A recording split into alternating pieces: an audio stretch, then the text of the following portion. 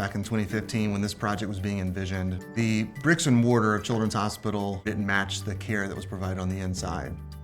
What we had in the hospital was a very aged facility that was quickly becoming too small to deliver health care. We didn't have a parking garage. We needed to create an emergency department on one floor. A lot of our project was focused on right-sizing what we had because a lot of our departments hadn't been touched in years. There had been renovations over the decades, but we had never done a true master transformation, a master plan. The facilities needed to be updated. We needed new equipment and technology. We needed new space and bigger space. We needed to have an updated cardiac ICU. Those things were all identified as what would lead up to a master campus transformation project. When we first got involved with the project, it was clear to us that the hospital leadership team and the entire hospital community wanted something that would be transformational, that would really allow this campus to evolve into something amazing for its patients, for its staff, and everyone who visited the hospital. The decision was ultimately to remain here and leverage the existing structures, the namesake, the location recognition, and then bring that up to present-day standards. This project added approximately 225,000 square foot to our footprint.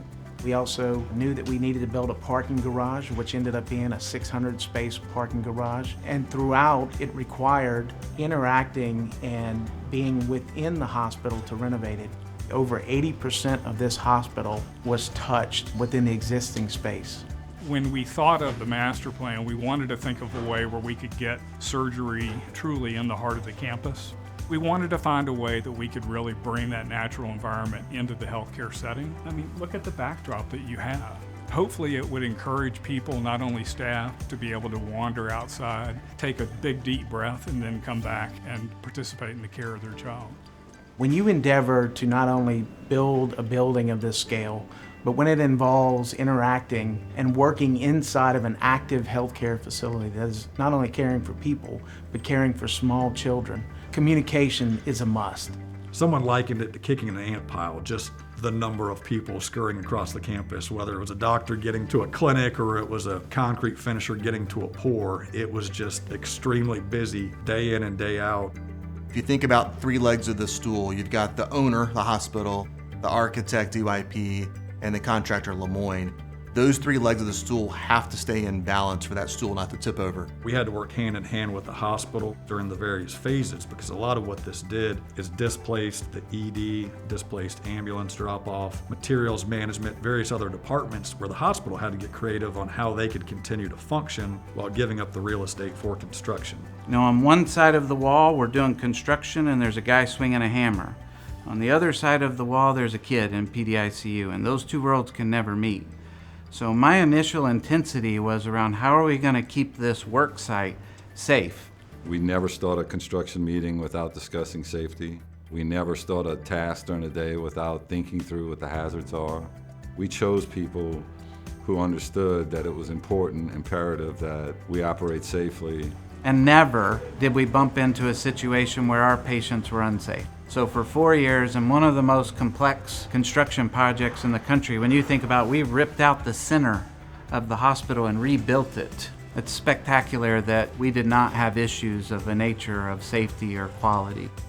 The team was spectacular, and it was because of that laser-focused precision every single day to do the right thing for kids first. There were many challenges.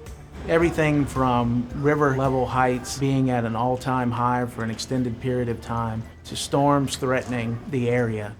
The one that sticks out to me was in response to the pandemic. What I'm most proud about our team relative to that challenge was how we showed that we have always come together to work hand in hand with the hospital and develop solutions to any challenge.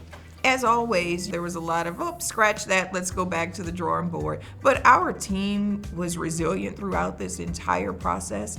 Our patients, thankfully, were able to navigate, and then once we unveiled each department that came on, it was well worth the struggle that we had to endure to get there. This is a place that you can come to get top-level treatment and know that the future leaders are blessed to have a facility 15 minutes from their home that they can drive up to and receive the best pediatric care that this country has to provide. It shows our community that we're committed to them. This is a place where kids can come from the time they're 0 all the way through 22. It's a place that's going to grow with them. While leadership is important, and certainly we had the best leadership in terms of the hospital executive team support and facility support, but without those people who are day in and day out, boots on the ground, this project could never be a reality. And I not only attribute the success of this project to them, but I thank them for it.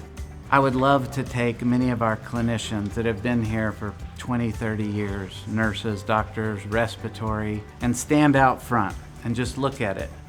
Isn't this beautiful? Now, this beautiful building, the structure, matches the great care you've been given for decades. For me, that was a part of what got me excited, is that the care is already outstanding.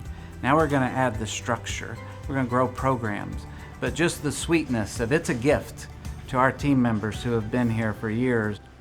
Personally, I just say thank you. Thank you to our board. Thank you to Greg. Thank you to the community and all of our partners for making this a reality, and I appreciate the opportunity to get to be a part of it.